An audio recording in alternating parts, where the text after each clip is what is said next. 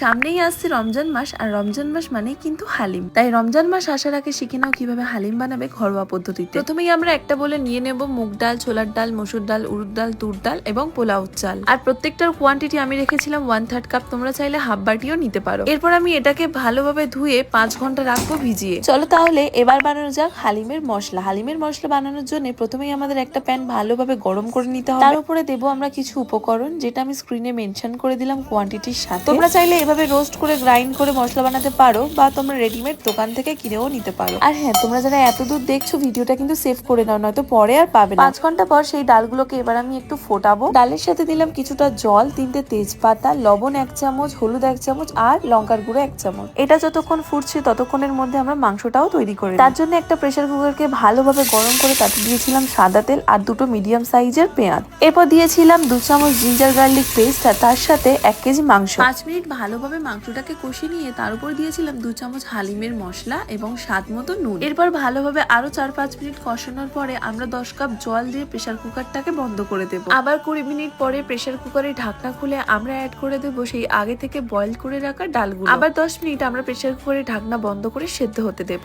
এরপর তোমরা লঙ্কা, ধনে পাতা, আদা কুচি, লেবুর রস এবং বেরেস্তার সঙ্গে এনজয় করো গরম গরম হালিম। হালিমের সাথে ট্রাই করো গরম গরম নান, কারণ without naan haleem is nothing.